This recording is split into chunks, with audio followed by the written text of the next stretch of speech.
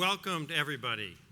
My name is Steve Rothstein, and I'm the Executive Director of the John F. Kennedy Library Foundation, and we are so thrilled you're all here for this intimate conversation with Mr. Doherty and his new book, They Were My Friends, Jack, Bob, and Ted, My Life in and Out of Politics. This is a centennial of President Kennedy's birth, and we've had a lot of special events, but none that I think rivals today what you're about to hear.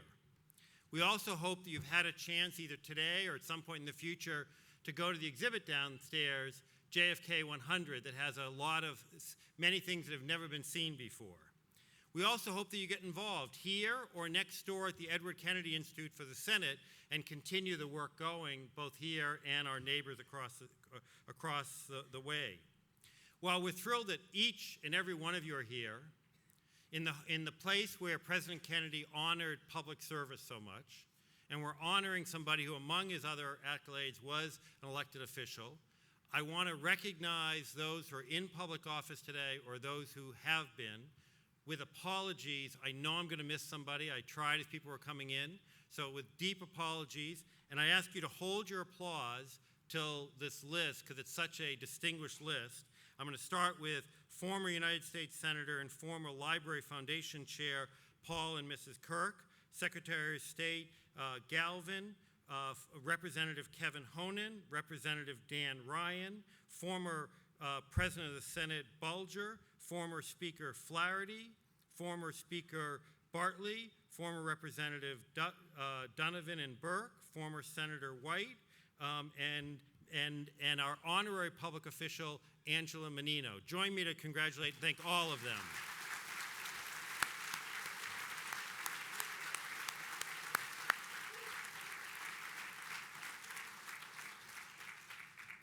I also want to, each and every day, there's a group of people that work hard to ensure the programming here goes on, and that is our Board of Directors, Board of Advisors, and special friends. And several of them are here today. Ted Haw, again, hold your applause, and we'll recognize all of them for their hard work as a group. Again, members of the Board of Directors, advisors, and other special friends. Ted Hoff, Margot Cannell, Bob Riley, Jim Brett, John Cullinane, and our neighbor across, Gene McCormick from the Edward Kennedy Institute. Join me to thank all of them.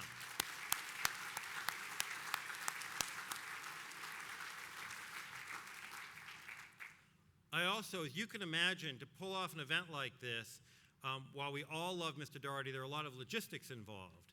And so I want to thank, and again, hold your applause, both from the library and the foundation, Lee and Keelan, Lindsay, Maura, Meg, and many others. Also from Mr. Doherty's office, Pauline and Dot Joyce. Join me to thank all of them for their great work.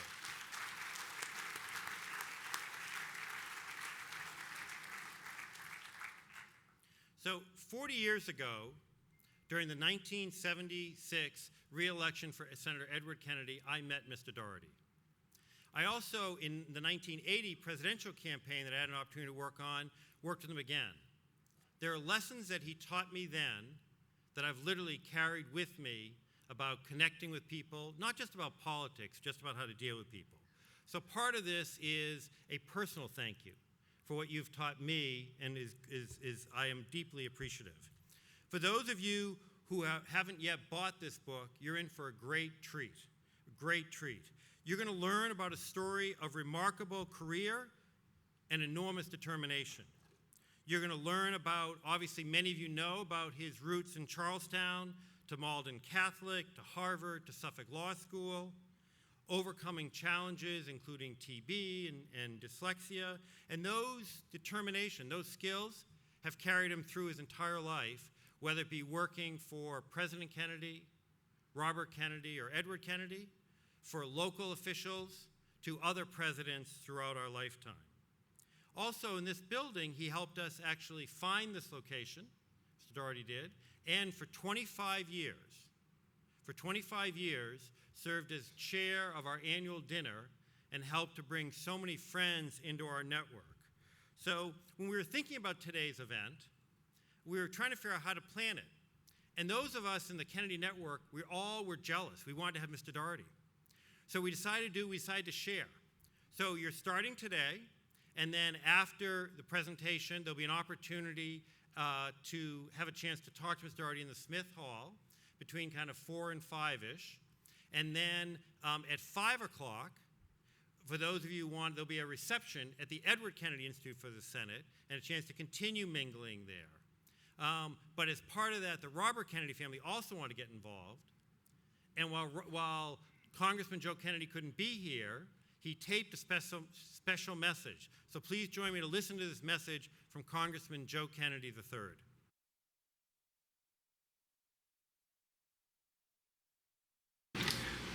Hi, everybody. I'm Congressman Joe Kennedy. I'm so sorry I can't be there with you this afternoon, but I did want to take a couple of minutes and just say thank you to a dear, dear friend, to a mentor, to an incredible public servant, and to somebody that will always be by your side when you need him. To Mr. Doherty, to Jerry, to Mr. Doherty, thank you for your profound dedication to my family, for your service to your community and your service to your country. I think it surprised nobody that back when you first started working with my family, we cherished your phone number and passed it down file by file in those Rolodexes, and it was one of the first numbers that my Uncle Teddy told me never to forget. I remember that first meeting I had with you as you broke down the state of Massachusetts, piece by piece, by newspaper distribution, laying out the keynotes to a campaign that still hold true even today. But Jerry, your book, you lay out not just what devotion to family means, yours, mine, so many others, not just what friendship can mean across generations. You tell a story about politics, what it means to have a firm handshake, a look in the eye, and a genuine dedication to serve. You tell the story of our democracy, about how to go out and win a vote, handshake after handshake after handshake, knock on a door after knock on a door after knock on a door.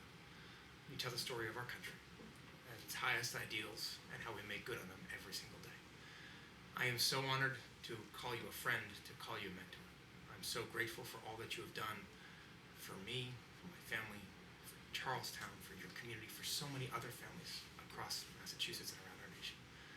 And I'm so sorry I can't be there with you today, but I'm glad that everybody's there willing to celebrate. Congratulations, my friend.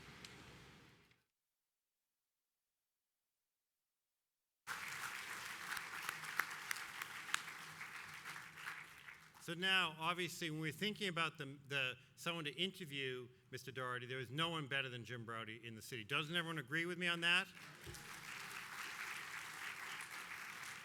We all know Jim is a host of Greater Boston. He's also on radio for 3 hours a day, and I don't think there's anyone in the city who engages more in a range of important civic dialogues.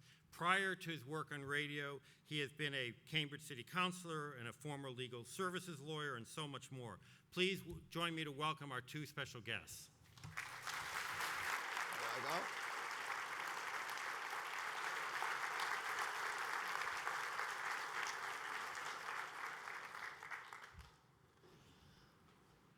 Well, I'm just so flattered and grateful for so many of you here today. And we've gone through a I'll be 90 in a couple of months, and so I've had a very full life. And much of that life has been enlivened and helped by people here in this room. And my purpose in inviting you is, over the years, some of you have gone to various states to help me. 60 people came from New England to help me when I ran the campaign for Robert Kennedy in Indiana. And others, just every time that I needed help, people were great. You know, I grew up, and I live in the house that I was born in. And I grew up on the streets of Charlestown. And in the early days, I could not read. And I was called dummy, I was called a lot of things. But my friends and my neighbors just kept buoying me up. I was kept back in the 3rd grade. I went on to the 4th grade on trial. And early in April, my mother was told that I would have to leave the Catholic schools because I still couldn't read. I went to the movies, as I best remember, on April the 4th with my next-door neighbors, a fellow by the name of Charlie Trotter and his sister, Dottie. Charlie was a great athlete. He was a couple of years older. He was very helpful to me. And so every Saturday afternoon, we used to go to the Hippie. And we went, I think it was the 4th of April.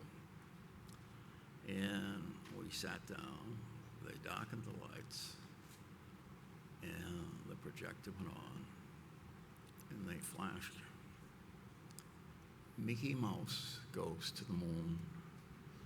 Dottie started to read for me, Mickey Mouse Goes to the Moon. And I said, well, wait. Does that say Mickey Mouse Goes to the Moon? She said, you read it. So it was a minor miracle in my life. I learned how to adjust from my dyslexia. And I ended up, instead of being kept back again in the 4th grade, I ended up doing very well there. And I went from St. Mary's School. I had played in Charlestown. It was for the rite of passage. You had to play football. I couldn't see out of one eye, and again, my friend Charlie Trotter worked with me. And he said, you've got enough viciousness to be good, but you can't see anybody. So we went through all these drills one day, and he said, I'm going to run from right to left and tell me how many fingers I have up. So we ran from right to left and left to right. And one of his trips, I couldn't see him.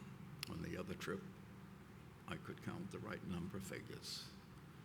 So he then helped me by the local street kids. We had a football team, and he was spectacular. They wanted him to play, and he wouldn't play unless I could play. And I couldn't see out of one eye, and I was totally not very athletic. So he took me again and had me go through this running drill, seeing people run from my left to my right. And he finally said, when people run from your right to your left, you can see them. He said, now you're going to play on the team. And you're going to play left guard, but you're going to have to be very quick so that you can face as people run by you. And with his instruction and his patience, I ended up becoming a pretty good football player. I went from there to Malden Catholic, which was a very tough school. We had Zavarian brothers, but at that time I had learned to run from right to left. So my curriculum was I had to take Latin. I had 4 years of Latin. I had 3 years of French. I had very good Zavarian brothers. And when I got to be a sophomore, we started playing football early, and I was playing, and I got banged up, and school started, and I went to Brother Albertus, who looked like a fire hydrant. And he was my Latin teacher. And so I was, sort of a little stuck with myself, and he called on me, and I stood up, and I said, I don't know. He said, if you're in this class, you're going to know. At which point he rushed down the aisle, grabbed my Adam's apple, and twisted it. So I became a very good student of Brother Albertus. And then when I went through, I had some success playing football, although I can't see out one eye, I had some success playing football. The reason I'm going into detail is many people in this room helped me get through the bad times. And I was a pretty good student, thanks to Brother Albertus. And our football coach had gone to Harvard, and he said, would you like to go? And I had just been picked on an all-star team, and I was a little full of myself. And I said, sure, I'd like to go. So we went over and looked at Harvard. I took the exam, and it was a three-part exam in the morning. General aptitude, some of you had to do this. In the afternoon, in those days, I had to take 2 exams in languages or activities of my choice. So I wasn't the brightest bulb in the block, but I ended up taking my achievement exams in Latin and in physics, and I passed. So I don't know how the hell I ever passed. But anyway, I went to Harvard, and in my sophomore year, they found out I had tuberculosis. And I went to Saranac Lake, and we slept on porches. And from November to April, our porch was down to at least 0. You know, as a young fellow, and what's going to happen to me? What's going to happen to me? And every day, we didn't have television. Every day, you were reminded that you probably will have to be here for 2, 3 years, maybe. So anyway, I struggled through about 16 months. And every time I would get up with some exercise, I would have a relapse. And so after 16 months, I was where I started. And a lot of the doctors there were recovering from tuberculosis. And there was a Dr. Hogan came in one day, and he said, they gave us permission to use a new drug called streptomycin. And you'd have to take it for 60 days. And then it was at the time when we have student nurses there. And it was a little difficult for a young 19-year-old there to drop his pants and have a nice-looking student nurse stick you with the knee. So one of my big problems was that I have to tell that in confession. They said I didn't. Anyway, as a final thing, I will go on forever, but the final thing is the streptomycin work, and the other thing they did is they gave me a thing called pneumothorax, where I would go in once a week, and they would take like a football needle, hook it up to a hose, and go between my 3rd and 4th ribs. And most of the time, they found the right spot, but on a couple of times, the needle hit the rib, and I evoked some swear words that I knew. Anyway, I came back, and fortunately, I got married, and then I ran for the legislature from Charlestown, and all along the way, I had been, when I was graduating there, from Walnut Catholic on Bunkie Hill Day, and the parade stopped in front of our house. Leading the parade was a fellow with a tan suit and a hat, and they stopped. My father gave him some lemonade. The fellow came over and said that he was running for Congress. My father knew him a little bit and wanted him to meet me, and he said, congratulated me for getting to Harvard, shook my hand, and the fellow got elected to Congress, and he's been remembered in history by the name of John F. Kennedy, and we became friendly. And over the years, after I recovered, I went and would help them deliver papers, and then I got elected to the legislature, where I spent 8 years. And I did pretty well. And my standing memorial to me was that I was halfway through my freshman year and I couldn't get anything done, and I was criticized because I wasn't practical, that I went to Harvard. And so I had a friend who knew ins and outs, and he showed me how I could get $25,000. And so today you can see what I did with the money. Bunkie Hill Monument had been built for 100 years, and it had grime and soot all over it, and so I believed in clean government, and so I ended up getting the monument cleaned.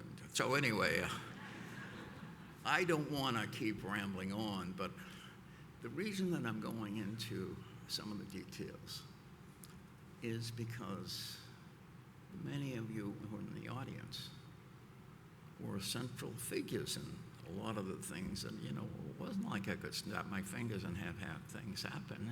It just was because of you.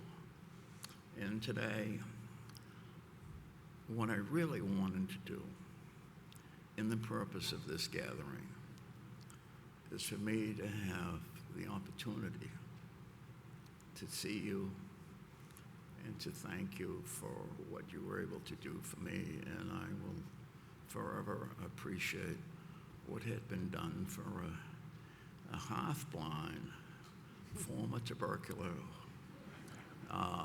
You made me so that I ended up being the advisor of the 3 Kennedys and 3 presidents. And so again, I want to reiterate that you helped somebody who needed help, and you helped very well in whatever success and accomplishments I've had.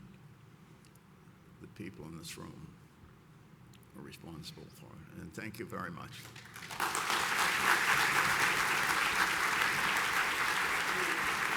No, that was great.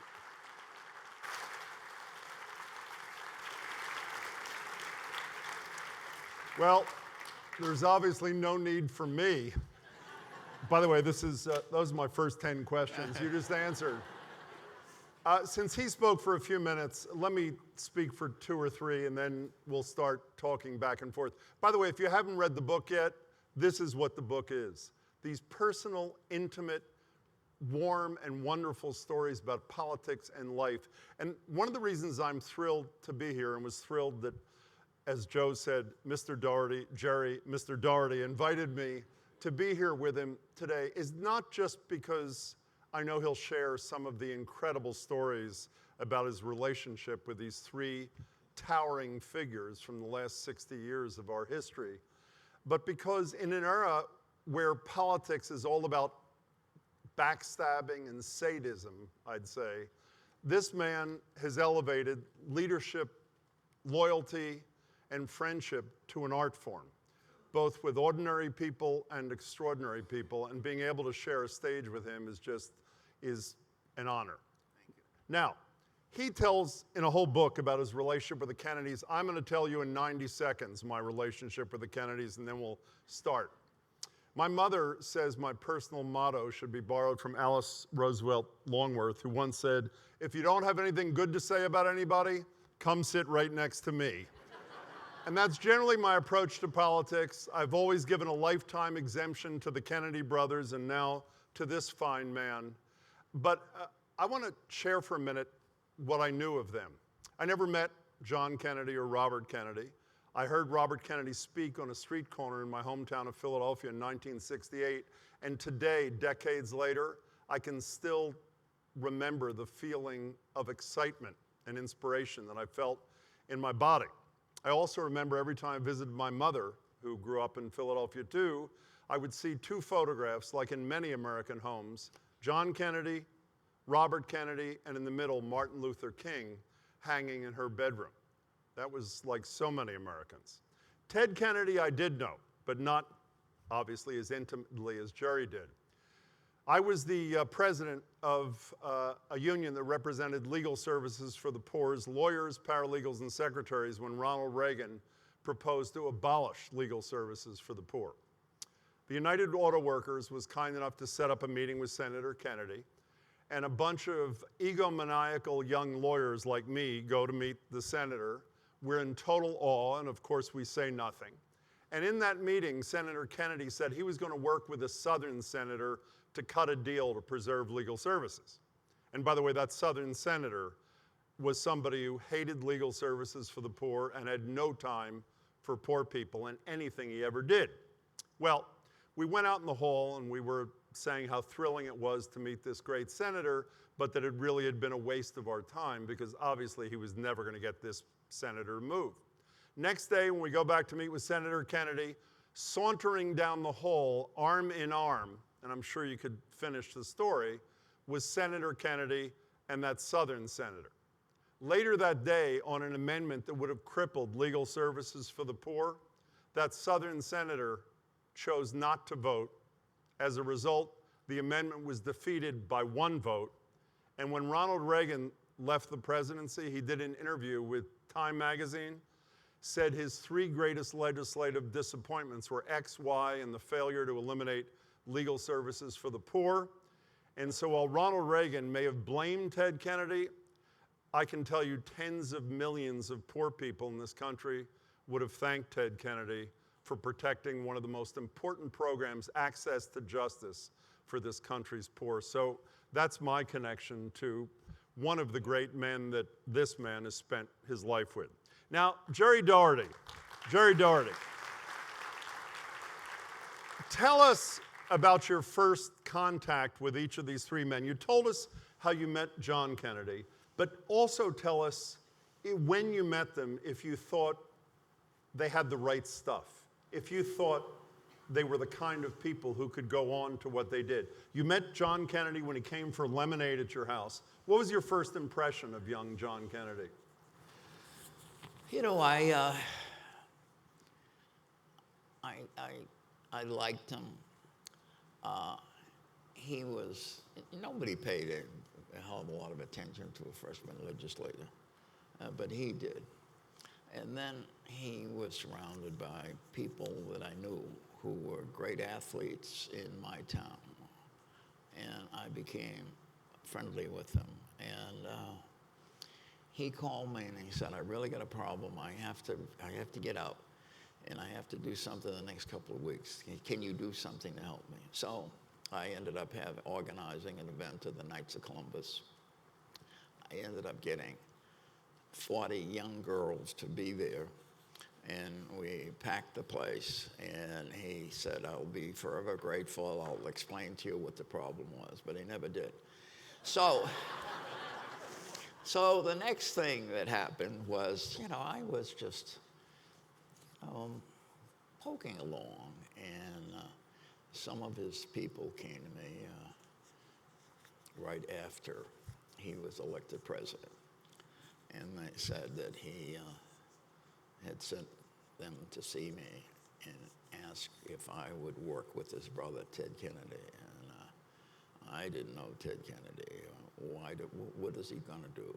So he said, would you help his campaign? So I ended up becoming the manager of his campaign, and he was very happy. And then as sort of penance, when Ted Kennedy got elected, he said that he's been under a lot of criticism about the Democratic Party on the state, and we should have some leadership. And so Jerry is going to be the Democratic state chairman. And so he made me Democratic state chairman. And then I found out the reason why. His people came to me and said, the president will be up for re-election in another year. This is maybe June of 1963. He's got to raise money. and that's your responsibility. You're going to have to raise $200,000. And, I said, I can't do that. Well, and then I found that there was somewhat of a plot that some of the people in Washington thought I was considerably less than great. Give me a target that I couldn't achieve, and then they could fire me. So I ended up rounding up all my friends, and we decided to have a dinner. And we hoped to be able to raise $100,000.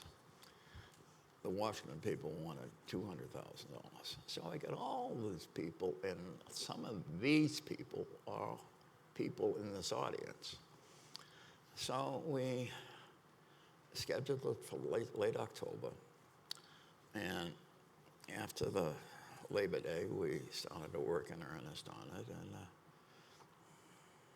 it was $100 a plate, which was, everybody thought that, that this was a Republican thing. So we sort of struggled along, but I must say, there's probably half a dozen people in this audience today who came, and they worked, and they worked. And at the end of about 3 weeks, we had raised $2,000. And, it was very ominous. And then everything went in place. And the next week, and the next week, and the next week, and the next week, we raised more and more money. And then it got confusing. And there was a wonderful woman who, maybe I shouldn't tell you the story, but I'm going to tell you anyway. The story. Go ahead. There was this wonderful woman who, was busy, and the money was coming over the transom, under the transom. And we were losing track of where it came from. And so finally, I said to her, come here. And she said, what do you want? We keep losing these checks. We're going to pin the checks to your chest. So,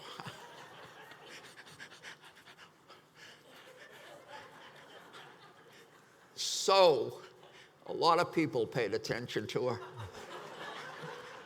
And so one day, somebody came in and looked at her chest, tabulated the money, and he said, Alice, you have a chest worth $35,000.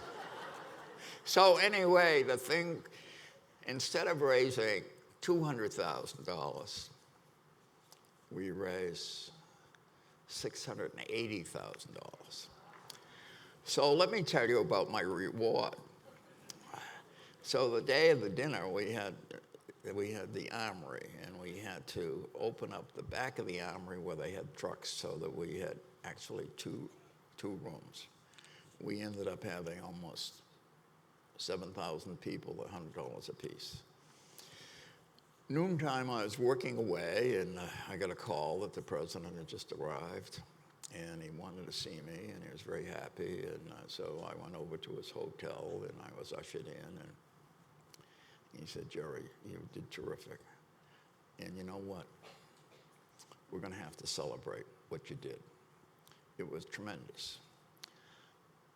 And, I was just all puffed up. I mean, is he going to give me the Medal of Honor or something?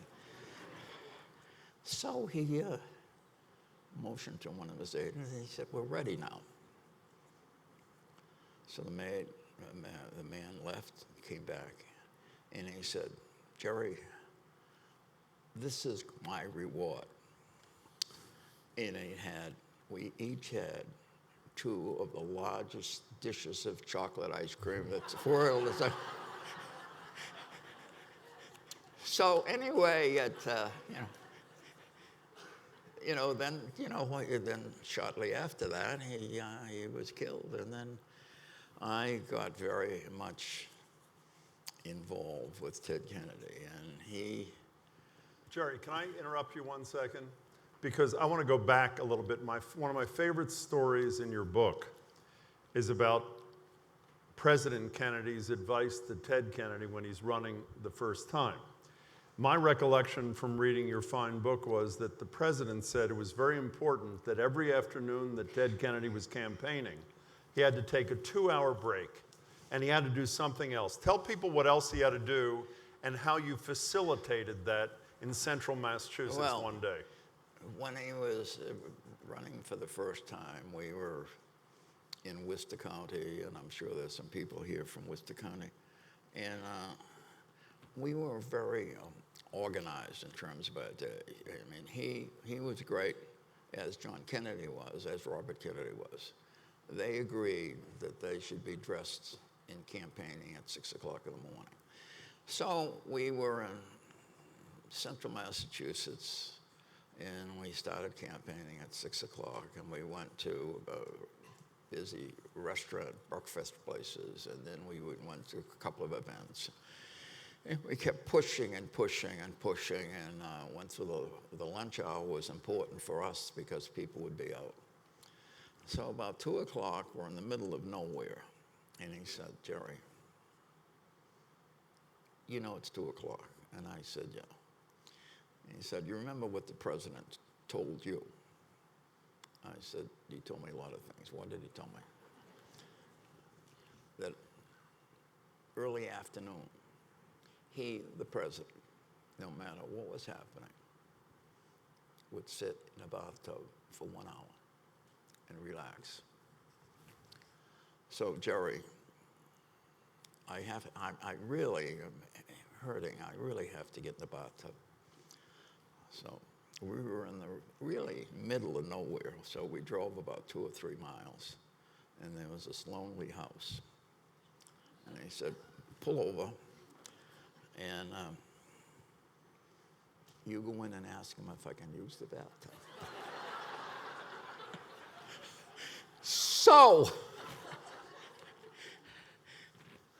we pull up, and I go up 3 steps, knock on the door, and probably about a 55-year-old man who was shaving, and he was in an undershirt and pants. He said, "What the hell do you want?" I said,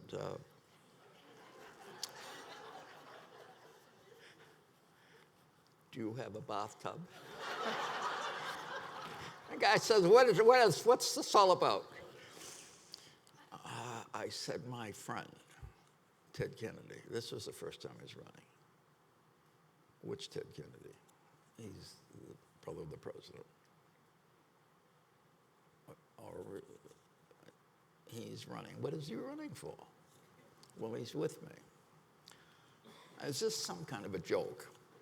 So I turn around and I shout to Teddy, "Teddy, would you stand up and wave?" So we waved, and the guy says, "It's Kennedy." I said, "Well, that's what we're..." So Ted Kennedy ended up sitting in the bathtub for 1 hour and 25 minutes. So that was one of my major contributions to the campaign.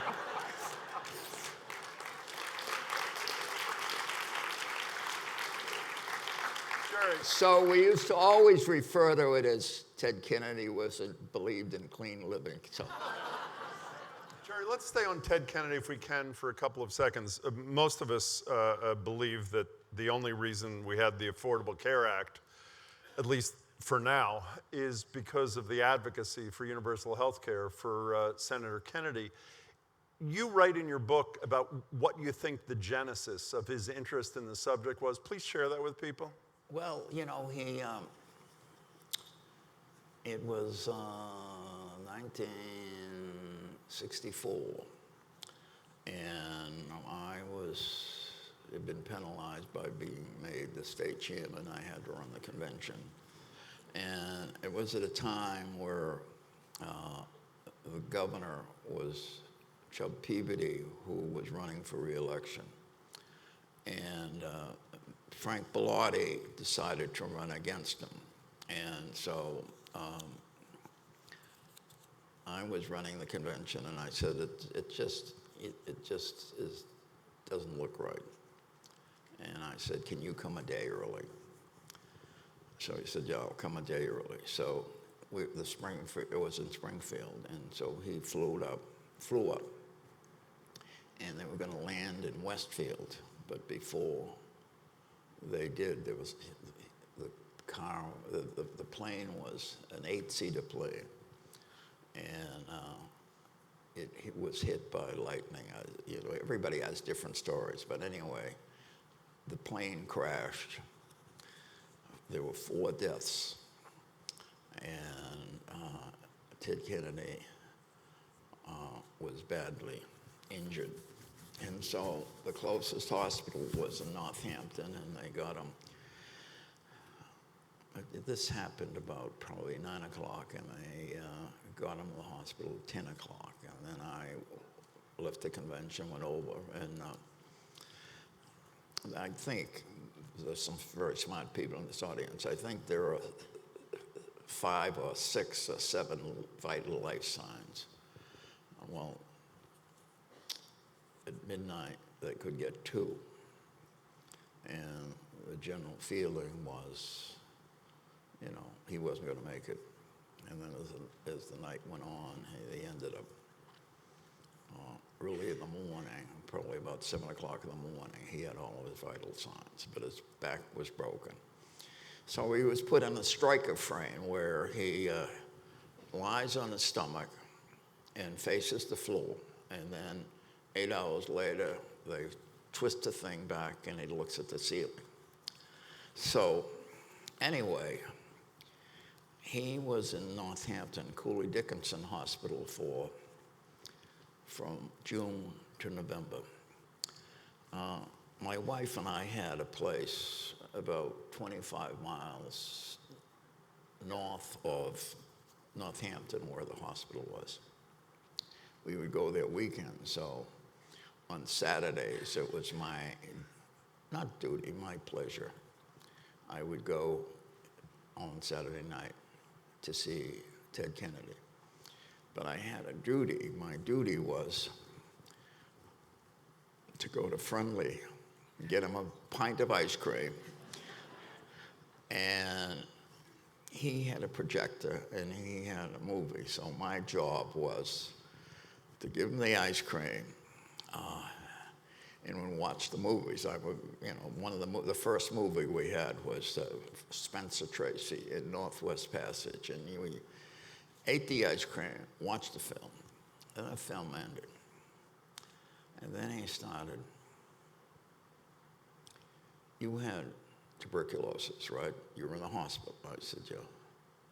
And he said, how did your family pay for it? I said, my father was a string saver, and he paid for it, and I was in bed for 2 years and came home. Well, he said, how does somebody who breaks their back who lives across the street from you pay for it? I said, I don't know.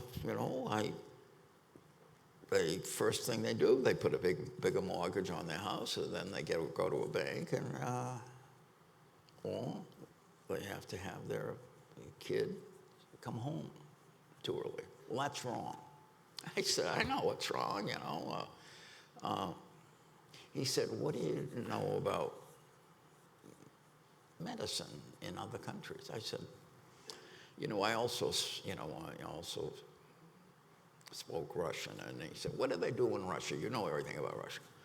I said, I don't know, but I will find out. And I told him that you paid a very nominal fee and you went into a state hospital. He said, what else? Where else? I said, I don't know. Well, he said, you're supposed to be smart. You told me you went to St. Mary's Grammar School and you're smart. So I ended up doing a thing on Finland, and it turned out in Finland was the best place to get sick. And then the more I looked at it, Germany, Russia, Italy, admittedly the services aren't as good as they are here, but they pay for it. You pay a nominal amount of money. Well, that's what we should do in the United States. I said, well, that's great. It's good speech. So he said, it has to be more than a good speech. So that's how he very fervently and diligently got involved with improving the healthcare system. First 2 or 3 years that he totally changed in terms of what was important. And for the first 2 or 3 years, the medical society lacerated him because he was a socialist. And he just kept staying at it. And today we have our life care system, which is one of the best in the world, and that was because Kennedy always had these 3 or 4 people. You envision a woman who, has had a miscarriage twice. That was one of his women that he kept talking about. Then there was the 12-year-old that got hit by the bicycle, and it got so that I knew their names. But we continued to talk about health care, and over his long terms in office, he kept moving forward, and that's why we have the system we have today. So, Jerry, can we switch to Bobby Kennedy for a minute? A pivotal moment I think everybody remembers, whether they lived through it or just know their history, was the Indiana primary. And you mentioned when you were standing up there how many dozens of your friends and comrades from back home were transplanted from Charlestown and beyond to Indiana. I want to hear about that, but I also want to hear about, you write about a meeting that must have been daunting when you're in Indiana, you're summoned back to Washington, D.C.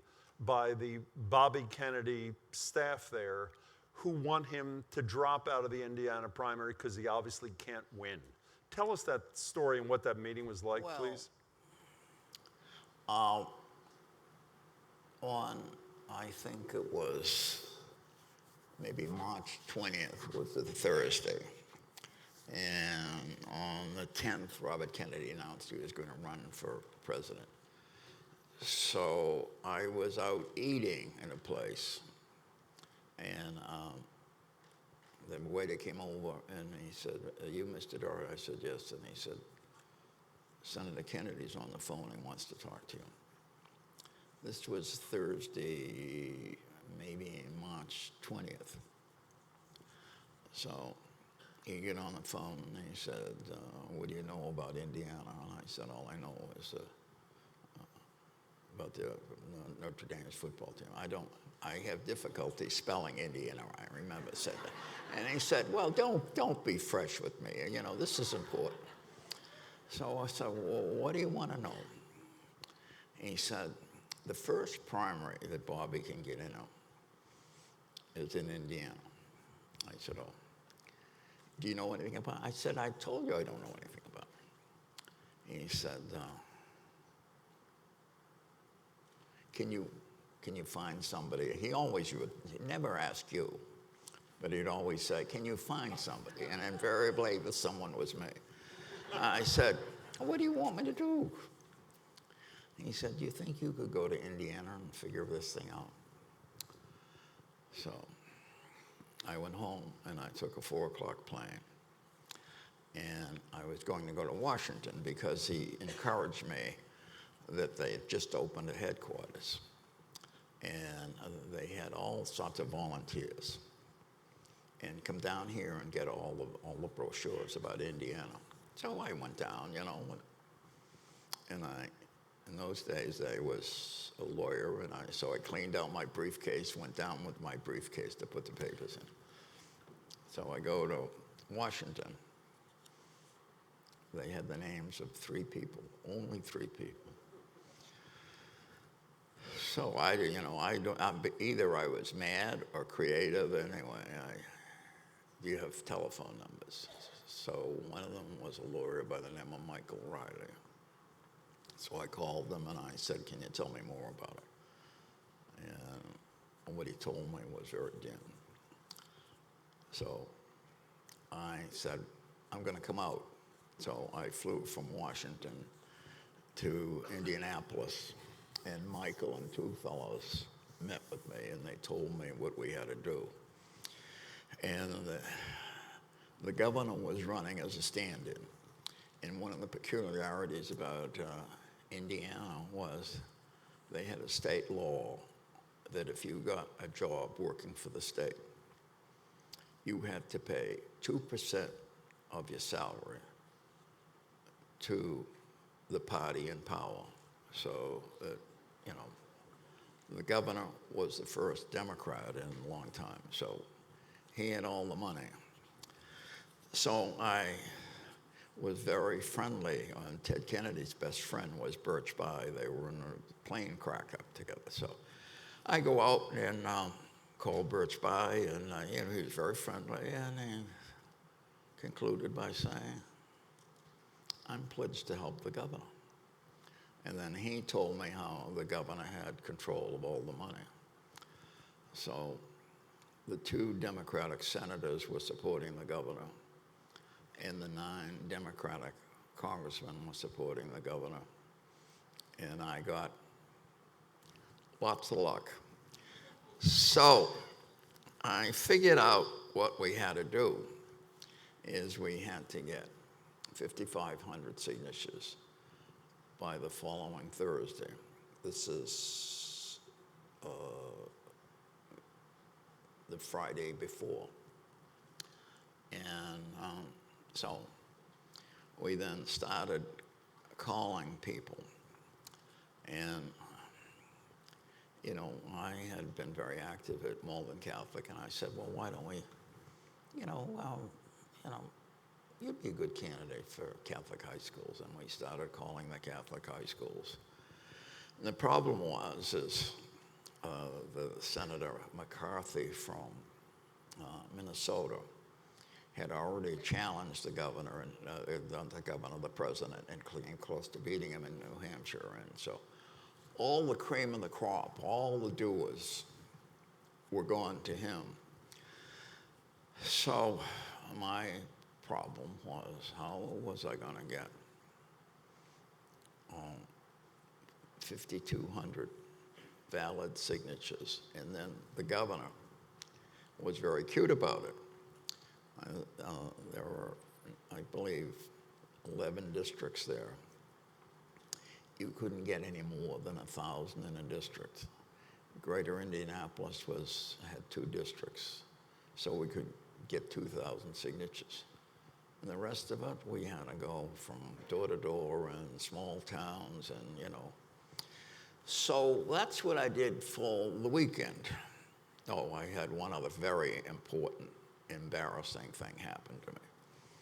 After we worked all night, Friday morning, we went, and I hadn't eaten for a day, we went to a pancake house.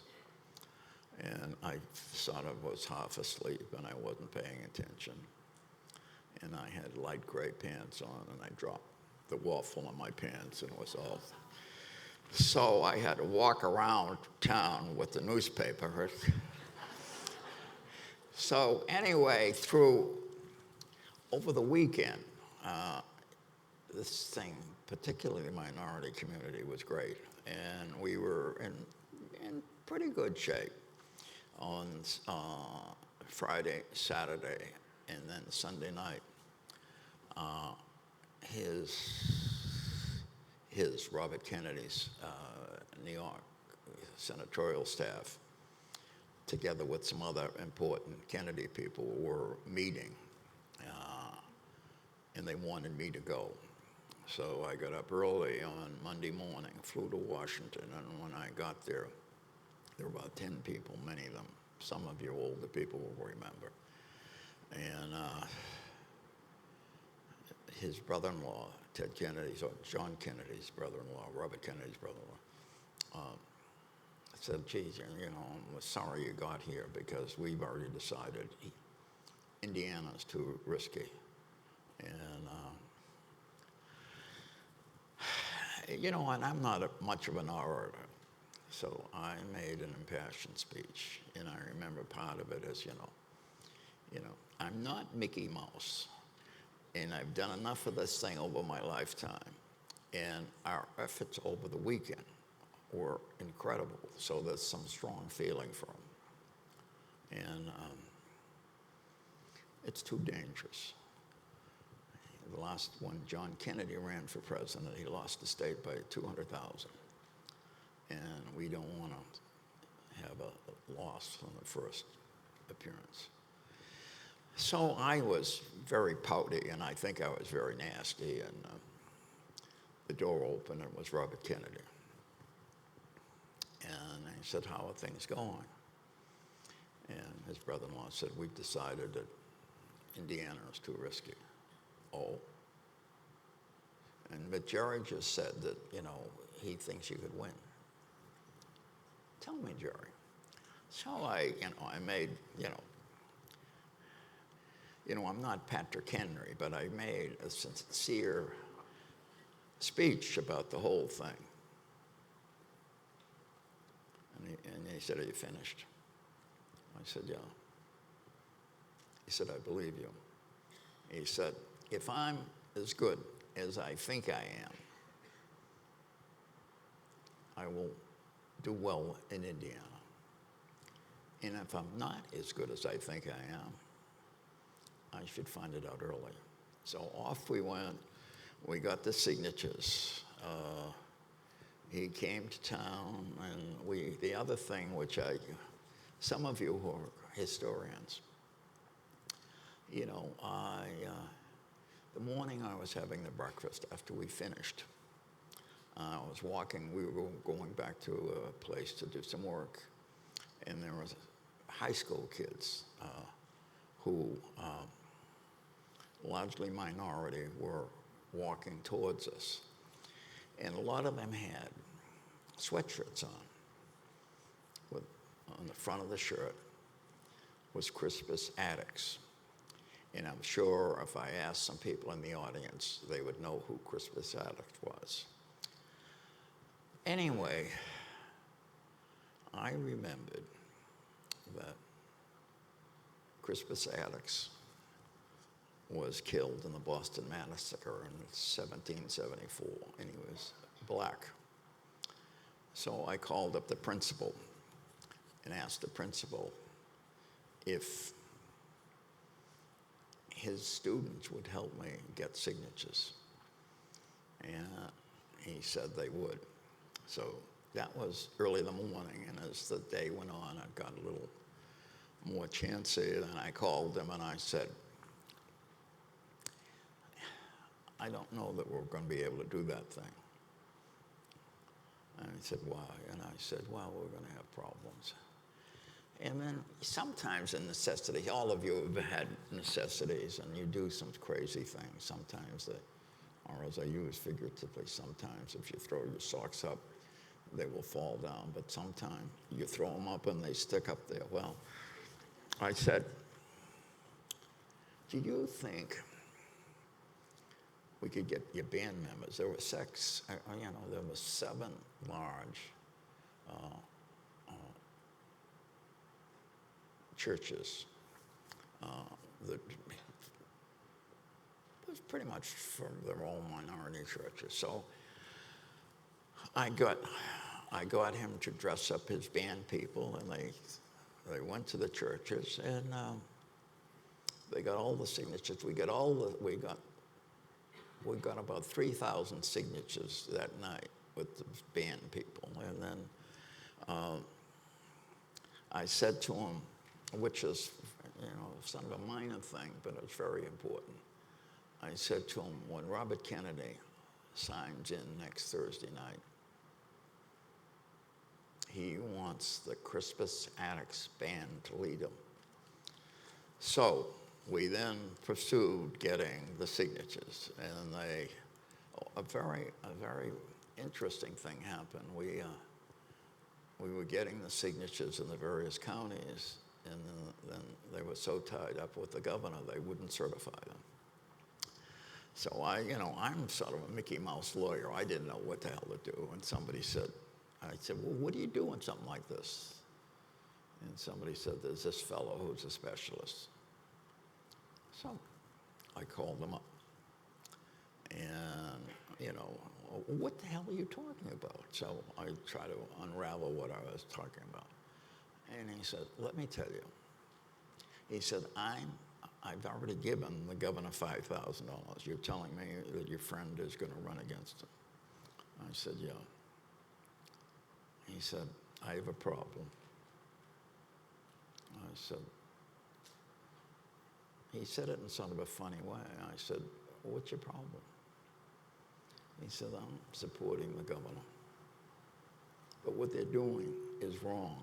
I will represent you in state, in federal court.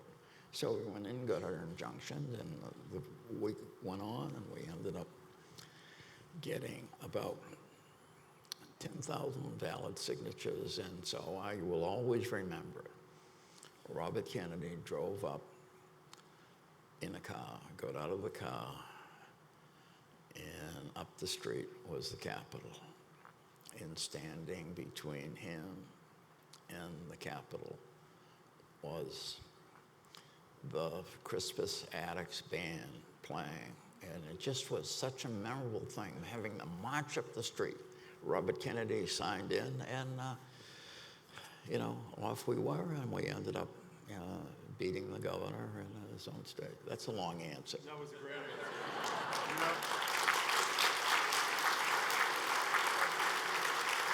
And in that part of the book, Jerry tells the story that you all know about Mayor Lugar suggesting in the strongest terms that Robert Kennedy not speak to a crowd on the night of the assassination of Martin Luther King. And Jerry tells beautifully about why he decided to give what I think is one of the most moving speeches ever. If I can just have a little personal anecdote, I assume all of you know him better than I do. I just know of him. We've met a few times. But every single story you've told gets me back to my mother. I had forgotten, until you're telling the story about Indiana, this is just average people in this country. I remember the excitement in her voice when she called me after the Indiana primary had been decided. And I remember, I don't know why this came to light, just bear with me for a second, but it popped into my head about my mother, since she would love to be here. And I think this is appropriate considering the age range of some of you here. My mother was an octogenarian living in an assisted living in Philadelphia, and she called me one day and said she'd just been at a cocktail party with 5 fellow octogenarians, and she was saying each of them, to use her word, were bitching about their grown children. One of them didn't bring the grandkids home, one of them didn't send the check, one of them didn't visit, and my mother said when it came her turn to speak, it just blurted out, she said, "Thank God I never had children." So I don't know why that occurred to me, but my personal history is not quite as celebrated. There's a line in this book, and I think you'd all agree with me, how wildly untrue this one line, maybe the only line in the book that's not true. Jerry is telling a story about a couple of unknown politicians who he described as nerds, who were trying to get young Ted Kennedy to debate. They were with McCormick, and there was great concern that Ted Kennedy was not ready for this. And so one of Jerry's jobs was to stall these people in the hopes that it would not happen. And he describes a meeting with these 2 nerds. You may have heard of one or both of them. Who were the 2 nerds again? I can't tell you. Michael Dukakis and Barney Frank. But here's the line that's not true. He said, "I then did something I do quite well." This is quoting Gerard Doherty in this book. "I talked for a very long time without saying anything of consequence." I want to tell you, I'm going to make a personal recommendation. This book is beautiful, and it's almost a love story in many ways, with beautiful detail about this man's wonderful life, the wonderful and deep and intimate friendships he had with 3 men and others who I think we would all agree changed the world. And I hope you will go buy the book. There's signed copies, correct, in the bookstore. Steve said a minute ago, Jerry would love to see you in Smith Hall after this, and then at the Kennedy Institute afterwards. But for now, I hope you will join me in thanking and celebrating one of the true greats, Gerard Doherty.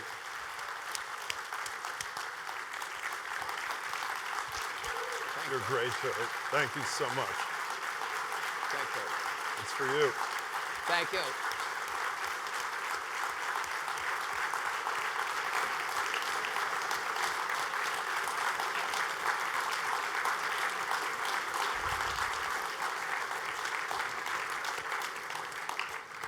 What do I do now? Oh, we're leaving. Oh,